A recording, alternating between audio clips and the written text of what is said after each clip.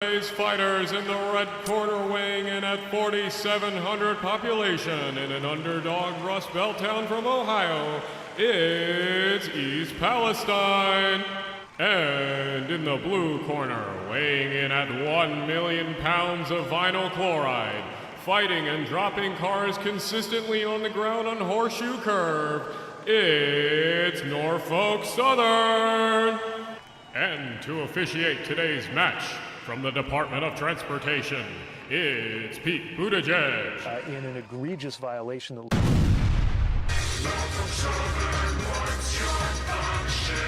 Hooking up the country, helping business run. Helping this big... Jokes aside, this disaster does suck for those who are affected, both with being relocated, with possible contamination, and with the water supply. But everyone has been extremely lucky that there haven't been any deaths or major injuries from this accident.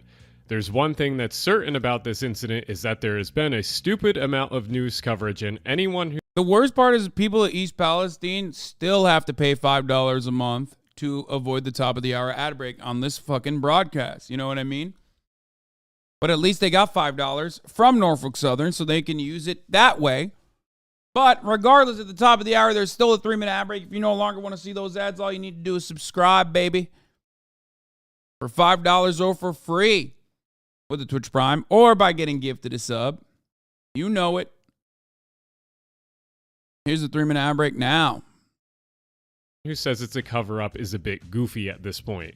The reason why it wasn't big news in the first place was because derailments usually do not warrant a lot of news coverage. They happen more than most people think, and they're usually pretty mundane and boring for the average 24-hour cable news viewer.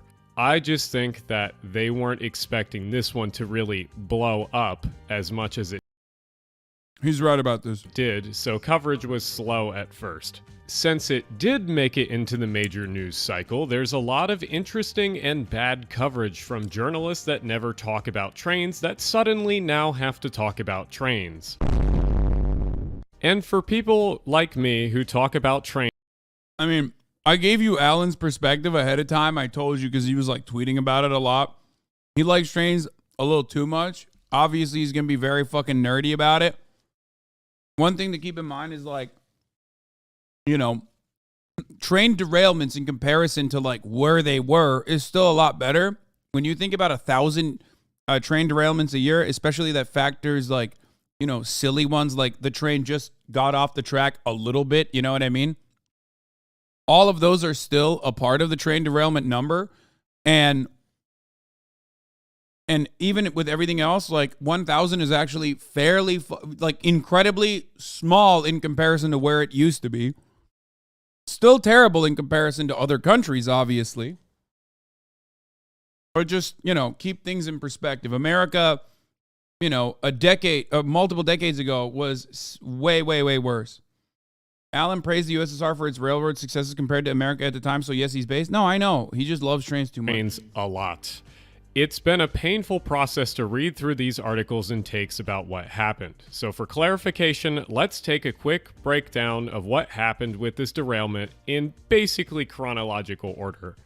On February 2nd, Norfolk Southern Train 32N left the Terminal Railroads Association's Madison Yard just outside of St. Louis. Allegedly, the train crew that departed from the yard with 32N reported hearing unusual noises from a part of the train that would later have issues. The train then made its way through Illinois, Indiana, and finally into Ohio, being on the move for roughly 700 miles. At 8 p.m. on February 3rd, the train was making its way through Salem, Ohio, 20 miles west of East Palestine, Ohio. Here, flames were spotted coming from one of the axles of one of the cars. And the video on your screen now shows that the train appeared to be on fire. This is interesting. 20 miles before it reached the site where it actually went off the tracks, derailed. Now, the footage on your screen is captured by a security camera at an equipment plant in Salem, Ohio. At 8:54 p.m., the failing axle finally gave out and caused the train to derail in East Palestine. From this point, there's a lot of politics, mismanagement, and generally bad communication on all fronts, but I'm not here to talk about that. We're here to talk about the train. So was there any way to prevent this? Yes, actually. One of the tools that US railroads use to make engineers aware that something is wrong with their trains are devices called defect detectors. Detectors, you have all sorts of types of detectors. You got dragging equipment detectors, detectors for hot bearings. You have line side detectors that do non-safety stuff like telling where the car is. But the most common ones are hot boxes, detectors, and dragging equipment detectors. And lines like this Norfolk Southern line, they're about every 20, 30 miles, depends how many curves. The more intense the layout of the track is, the more hot box detectors you're going to have. That's my friend Brian. They go by they, them, and they used to work for a Class 1 railroad in field management for maintenance away. I'll be Brian's in the chat right now. They tweeted, not tweeted, they wrote in the chat earlier. referring to them and two other friends throughout the rest of this video for when I need someone with a little extra experience or knowledge in these subjects to be referenced to. Anyway, defect detectors are a critical piece of infrastructure for any modern railroad. Like Brian said, these detectors can pick up on hot boxes or whenever an axle or bearing is getting too hot. Hot boxes aren't just for that Corolla sitting in a dorm parking lot. The name originally comes from railroads from when old journal bearings were still in use.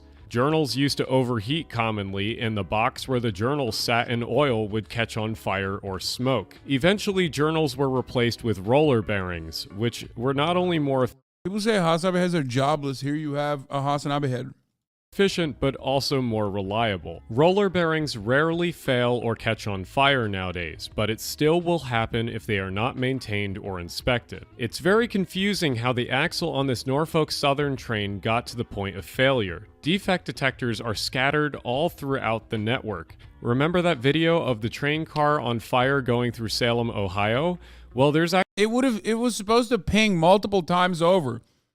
So most likely the real issue here is that they basically were like, yeah, fuck off. No, keep it going. Don't stop, because it takes a lot to stop a train and fix it.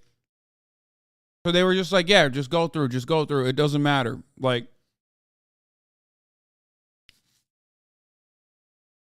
especially from what I understand, long trains with a fuckload of cars, like 50 cars, when they have to stop at a train stop, they are even more difficult to maintain. Because like there is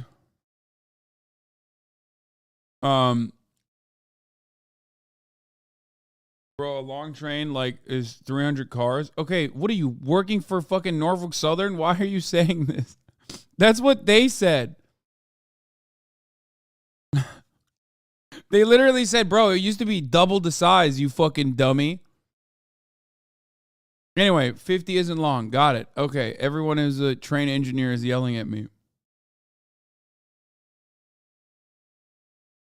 Long trains are difficult to fucking process through. They hold up the entire railroad, and of course they hurt profits. So sometimes they just fucking tell you to ignore the signs, ignore the warnings. actually a defect detector And yes, they require more workers. in Salem. So the alarms should have been going off on the radio calling out to the engineers that there's an issue. I don't know why or understand why 32N didn't stop, because it's proper practice to come to a stop when a detector is tripped. But okay, so if the detectors couldn't have been relied on in this situation, could the brakes have stopped the train from derailing? And what if we upgraded them to a newer system?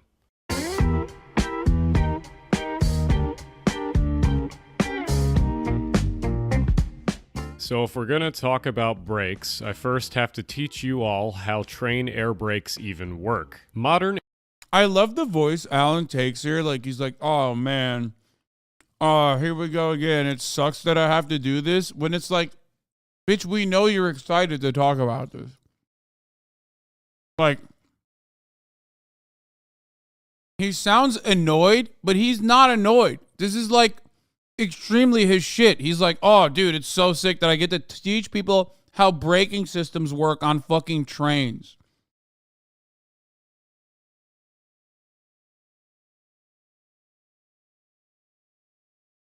You know what I mean? Air brakes on trains work with a pretty simple concept. Compressed air lines on the train are one single system, so when the pressure drops at the locomotive, the pressure will drop throughout the train, causing the brakes to be applied. When there's a drop in air pressure below the normal, the brakes will start to apply.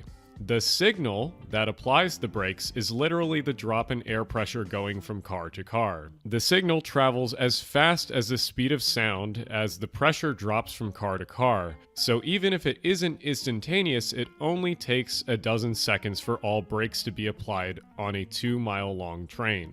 Now, what if we wanted to speed up this brake application? In the news, For the record, I know Alan got mad at David Sirota for constantly talking about the brake deregulation from the Trump era, or everyone else that's been using that as well. I don't give a fuck, because deregulation is still deregulation. Deregulation and lack of adequate spending on infrastructure is in the same exact vein. It's also the exact same as cost-cutting measures, such as like reducing the number of people working on maintenance. It's also the exact same cost-cutting measure or profit-driving measure, such as the precise systems that they have now, where they're lowering the amount of time that they had for maintenance checks. All of that is exactly the same. Like, they're all the same attitude.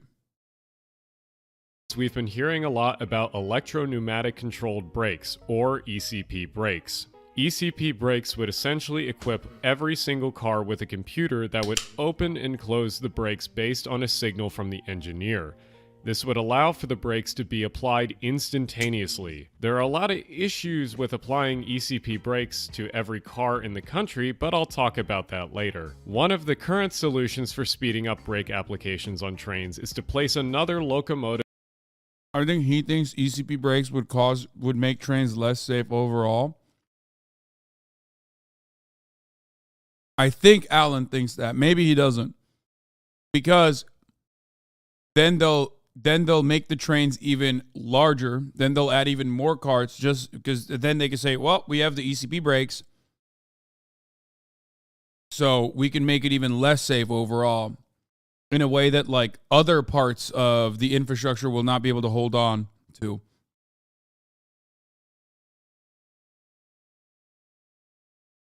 David Sirota, however, yeah, he thinks they wouldn't make a difference in this situation either. Yeah. Also, on top of that, David Sirota recognizes ECP brakes and why they were at the very least like dropped as a ECP brakes were promoted originally as a cost-cutting measure from these companies to say like, look, we have new brakes. Yes, it'll make them less safe because it'll mean you can go coast to coast without an inspection based on the original DOT rule. Yeah, so they were advocating for this originally as a cost-cutting measure for them, like internally, from what I understand, where they were saying like, look, we have these new brakes. When we put these on, there's going to be less regulation necessary for it. We can fucking maybe even, I assume, put more weight on the trains, shit like that. It'll be more safe because no company ever actually makes technological innovations specifically for the sake of making technological innovations or making things more safe. They do it so that they can make more profit, right? So they can drive up profit. So that's precisely what they were advocating for. And then the government was like, oh yeah, that seems great. The ECP brakes seem great. We should make sure that you guys you have to put it into all of the trains that are carrying fuel. Like anything that is flammable or explosive, like should have ECP brakes now. And they were like, whoa, whoa, whoa, whoa, hold the fuck on. We don't want that, actually. Now you're forcing us to put this fucking thing on everything? No shot. And that's the easiest way to describe the saga between Norfolk Southern and other train companies and the lobbyists and the government regulation surrounding it, and why they deregulated it after they said you should put it onto every single train. Now, in this circumstance, it doesn't... Will you stop euphemizing a chemical disaster by calling it derailment?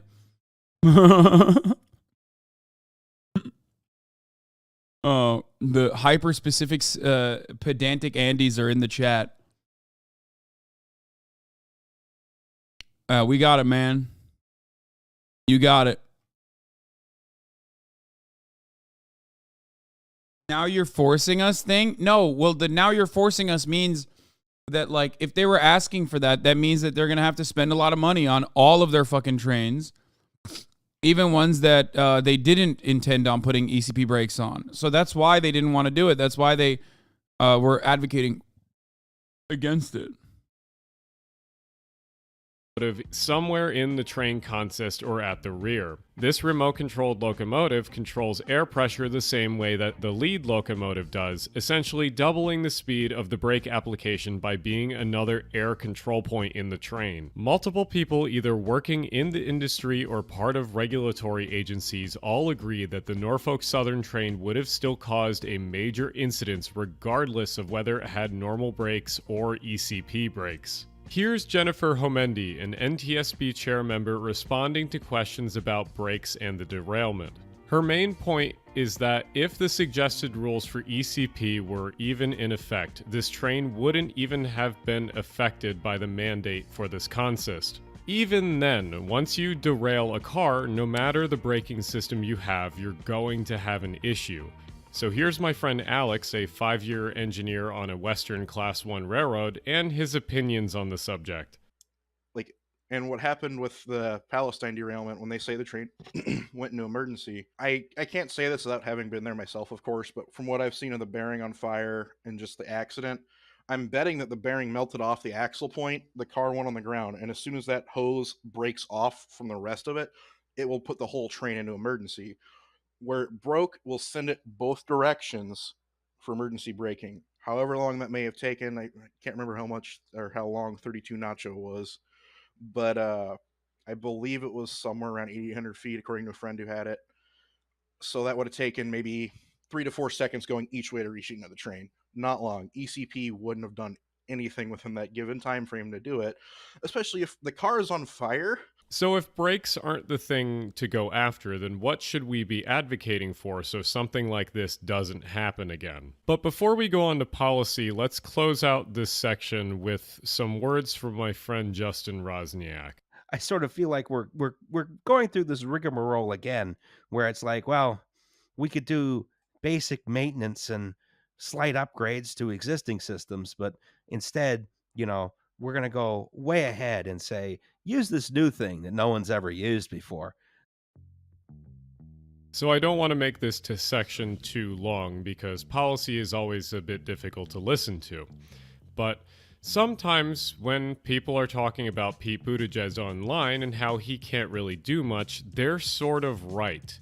You see, under the DOT, there is an agency called the Federal Railroad Administration, and unlike the airplane version, which is the Federal Aviation Administration, the FRA is very underfunded and doesn't have as much power over the industry that it oversees as the FAA does over its industry. There are two reasons for this, and one is easier to fix than the other. The first is that the FAA controls a lot of publicly owned airports and can easily deny companies the right to use those airports, where the FRA has to deal with private companies and private infrastructure mainly. And it's literally because it's longer. It's been around for longer in our dog shit fucking country, and therefore they have more time to have eviscerated any kind of nationalization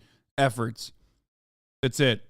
And the more private the ownership is, the the less the amount of hands that hold it. That's it.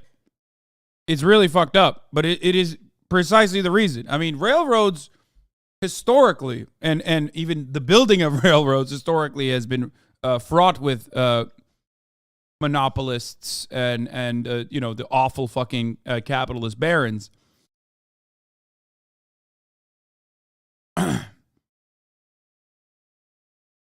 You already know that. The main issue, and this is like Alan is absolutely correct, and I'm sure he'll mention this now, is that it's not nationalized.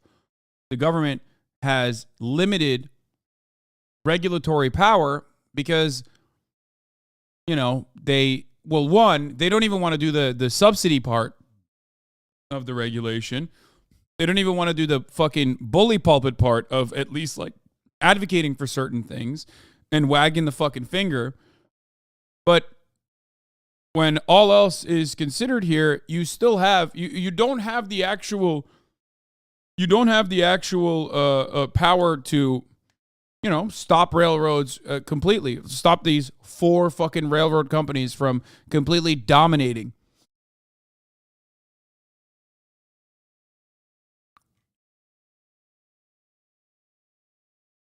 What are you talking about? Do you think companies want their trains to be blown? Government involvement only makes things worse. There is not a single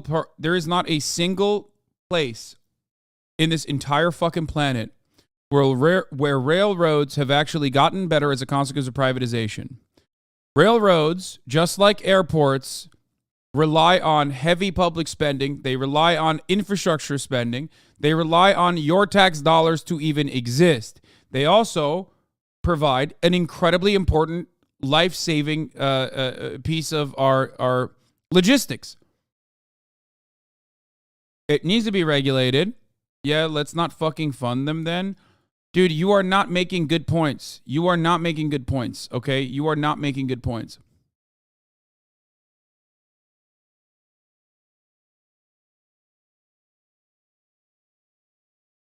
Let's not fucking fund them then is an idiotic measure.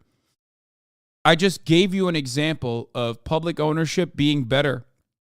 Even the American Enterprise Institute's own study that was trying to show that Amway is dog shit in comparison to other countries actually still showed nationalized railroads and publicly owned railroads as infinitely better than the American ones. Okay? Or I say Amway, fuck Amtrak. Fuck you. Shut up. God damn it. Why? Why do they sound so similar? I'm fucking ESL. Suck my dick. Shut up. Yeah, sure, let's heavily regulate them to the point they will ask for more money so you can bitch about them. I want railroad executives to be at gunpoint, put in jail. Okay? I want you to also at gunpoint go to jail for being an annoying little fucking libertarian dipshit who doesn't understand a single fucking thing about the issues that he's talking about and is just trying to fucking do Reddit Lord, debate Lord shit. Okay? I want railroad executives, I want railroads to be nationalized, okay? That's what I want. That's what I think is the right thing to do here. Okay? And I want you to go to jail for being fucking annoying. That's what I want. It's not about regulating them. It's about nationalizing them, okay? Even regulation falls short in a lot of instances. There are still things that even our current government could do, okay? Cutting off subsidies, saying that you're going to tax this industry out of the fucking ass, okay? Yeah, you want to spend more money to buy them out? No, I'm saying use guns, okay? We're the government in this situation. Just use guns. You don't need money to buy out a railroad. You could just use guns, I think. That's what I'm saying. Just take it. It is on your soil, okay? It relies on you spending money on the infrastructure. It could not exist without any of that shit. I don't want to spend more money on it. I don't want to spend more money to buy them out. I want to use guns. I want ownership at gunpoint and then collective ownership ultimately because, that's what it means to nationalize it. Do you understand what I'm saying? Which guns? ones that we should take from the people. Okay, you're moving on to a completely different subject matter, and you're also a fucking idiot. I don't know why I can't ban this fucking dumbass. No, man. Oh, they're already banned in the channel. No, I meant like the guns that the government has. Which guns? The ones you want to take away from the people? Dude, no one is coming for your fucking Winchester, okay? No one's coming for your Glock. And when the tyrannical government knocks down your fucking door with the 80,000 IRS agents that are going to, at gunpoint, forcibly make you into a trans bimbo woman, okay? They're going to bimbify you. You're going to not be able to do anything with your little fucking pea shooter, okay? And we're coming for you. We're coming for you, motherfucker. That's right. We're coming to your house. We're knocking down your fucking door. And your little fucking granddaddy's Winchester is not going to do shit, okay? Government has better guns than you. Mandatory forced feminization is coming to you, okay? With the 80,000 IRS agents that Joe Brandon recently hired. And so it's harder to oversee all of that. What we should take away from this is that the FRA has a lot less oversight over the industry because it's private. And then the other thing the FRA can do is we can just give it more money, because part of the problem with the FRA is that they don't have enough money to hire enough inspectors to actually go out and check all of our infrastructure regularly, and all the cars and rolling stock and all that too, of course. Next thing to fix is labor. The first thing you should do is you should make it a law that you should have two-man crews. Two-man crews is not only safe, but has subverted some disasters that were going to be worse than the Norfolk Southern derailment. The BNSF Castleton derailment was going to be insanely worse if it wasn't for two-man crews. Part of the train was broken apart after it caught on fire after derailing and taken away from the rest of the train so that the other I think another part of this is also that like the airlines, or at least people that work on airlines, have stronger unions maybe than the railroad union, I feel like. I might be wrong about this, but that's like the last remaining fucking point of defense against this kind of ridiculous. That's the last remaining point of defense against this kind of ridiculous, like, profit-seeking attitude. Especially because they're trying to do this for airplanes too. Like, they're currently, remember, we talked about this. Yeah, Reagan gutted the unions, but the remaining unions are still stronger, I think. And what I mean by that is, as it stands currently, American Airlines are trying to do the exact same thing that they're talking about with one pilot planes. They don't want to have two pilots anymore as a cost-cutting measure, which is an insane thing to advocate for.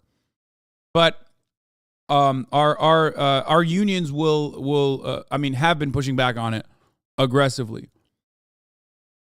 Ethanol cars would not catch on fire. There are other obvious labor policies that you can enact, like forcing the railroads to actually hire enough people to do inspections and keep good schedules instead of forcing people to work way overtime or way too many days in a row. Other than labor, another piece of legislation that's probably needed is a standardization of defect detectors. Defect detectors do not have standards, and they are actually different for each railroad. They just happen to be similar because companies make them similar when they buy them. And lastly is PSR, or Precision Scheduled Railroading. The problem with PSR is that it makes trains double or triple the length that they used to be, and this compounds a lot of problems that already exist, including the fact that if you have a problematic car, it's hard to dig out of the train if there's an issue with it in the first place. So, if you want some rules and policies to fix the industry, here they are. Here's 5 good ones right here. I do like that public ownership idea. That might come back around, or I have a few other videos that might mention that concept. But I don't know. Norfolk Southern is a pretty terrible railroad, and I'm not saying that Conrail was perfect, but I'm just saying that they